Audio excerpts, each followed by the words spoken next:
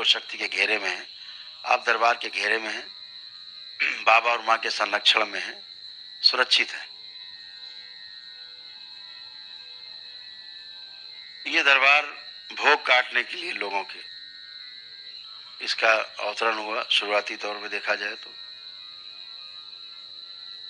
आपकी कुंडलिनी को खोलना बंद करना इस दरबार की क्षण भर की बात है, आप देखते ही हो।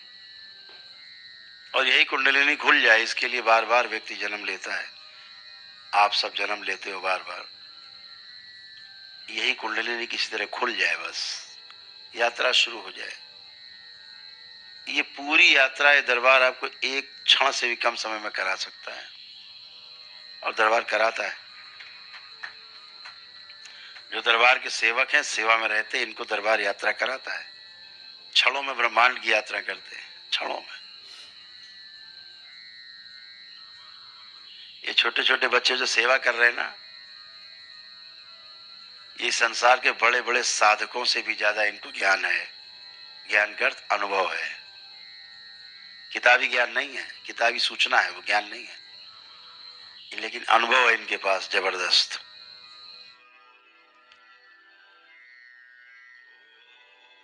इस दरबार में देवी देवता सभी जितने पूज्य हैं सभी यहाँ पर उपलब्ध हैं, आपकी सेवा करते हैं, आपकी रक्षा करते हैं। भगवान भोलेनाथ और माँ के होने के कारण ये सभी देवी और देवता सदैव सक्रिय रहते हैं, एक अच्छे भाव से। आप दरबार के गेट में अंदर घुसते हो, कितना भी कलुषित भावना का व्यक्ति हो, अंदर घुसते ठंडक महसूस होती है, एक उसको आनंद का अनुभव होता है। वो सकारात्मक होने के कारण ऐसा होता है। बहुत कुछ है इस दरबार में जिसे भी धरतीवासी समझ नहीं पा रहे हैं, क्योंकि उसको समझने के लिए वैसा होना पड़ेगा। समझने के लिए समझदारी का विकास करना होगा उनमें। अगर समझदारी विकसित नहीं हुई है तो दरबार के बारे में समझने में कठिनाई बहुत है। मैंने कल भी लेक्चर में ये बात कही थी, रात्रि में जब मंत्र दीक्षा का कार्यक्रम चल रहा था, कि आस्था, विश्वास और श्रद्धा जो है आपका सबसे बड़ा अस्त्र है। जितना गहराई में आपके अंदर होता है, जितना गहरे भाव में होता है, वैसे ही रस रसायन आपकी शरीर में, आपके बॉडी में बनना शुरू होता है। शरीर एक पात्र बन जाता है, खिला हुआ कमल बन जाता है, जिसमें उसकी बूंदें टपकती हैं ऊपर से, ग्रहण करता है खुला कमल की तरह। अगर बंद कमल है तो ओस गिरे चाहे पानी गिरे, वो ग्रहण नहीं कर पाता है। खिला होना जरूरी है, खिलखिलाना जरूरी है, खिले हुए कमल की तरह।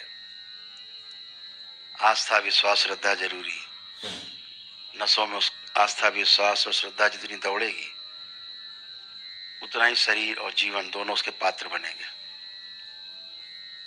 आप एक उस साधना की ओर बढ़ रहे हैं जो आपको शक्तिशाली बनाएगी,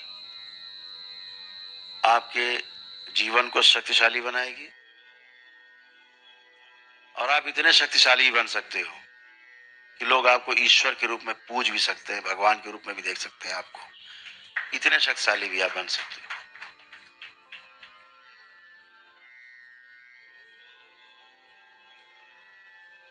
वो आपके ऊपर है, या आप किधर जाते हो, आपके मन में क्या चल रहा है। क्योंकि सृष्टि बड़ी अजीब है। आप जैसा चाहते हो वैसा ही होने लगता है, वैसी ही परिस्थितियां आपके इर्द गिर्द अगल बगल निर्मित होने लगती हैं, और धीरे धीरे धीरे धीरे आप वैसा ही बन जाते हो।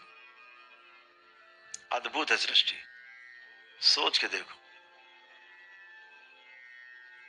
आप केवल सोचते हो, उसी प्रकार की स्मृतियां आसपास जो होती हैं। मान लीजिए आपका अंदर से मन करे कि भोजन नहीं मिल रहा, चुरा के ही खा लें। एक भाव आया सिर्फ चोरी का, एक भाव, काहे गाया, चुरा के कुछ खा लेते हैं। तो आसपास जो चोर स्मृतियां है ना, चोरी करने वाली, वो सब आपकी तरफ आकर्षित होंगी।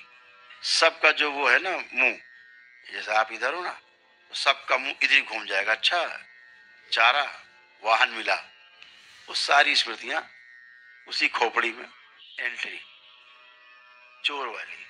अब इतनी चोर वाली आ जाएंगी कि फिर आदमी चोरी छोड़ डकैती करने की सोचने लगेगा। वो स्मृतियां हैं। आपने अच्छा करने को सोचा तो जितनी भी अच्छाई करने वाली स्मृतियां हैं इस ब्रह्मांड में, सबका आपकी तरफ अट्रैक्शन, और आप में तरफ आकर्षित होंगी, आपको प्रभाव देंगी और आपसे अच्छा अच्छा और अच्छा और अच्छा और अच्छा करवाने के लिए प्रेरित करेंगी। आप पात्र बनते हो। केवल आप एक स्मृति तो आगे लाके देखो, सुसाइड करना है, कोई ऐसी कोई बात बोल दे, आप अंदर सोचो इससे अच्छा तो मर जाए, ज्यादा अच्छा है। बस एक स्मृति आपकी बन गई, बस हो गया काम। जितनी आत्महत्या वाली स्मृतियां हैं वो आसपास आपके चक्कर और आप में एंट्री आपके आत्महत्या वाले भाव को और बढ़ा देगी। इतना बढ़ा देगा हो कि आप फंदा अंदर डाल के को लटक भी सकते हो। जो इच्छा करी हो मनमाही, तुलसीदास जी लिख भी गए हैं, वही होने लगेगा।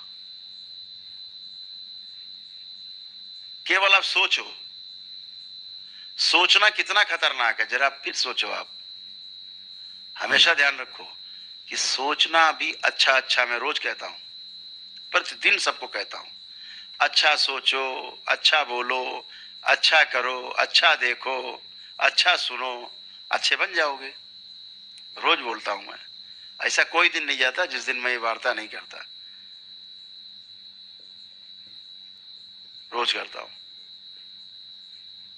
तो अगर देखना ही है तो अच्छा देखा जाए, खराब काहे देखा जाए। बात वही रसगुल्ले वाली।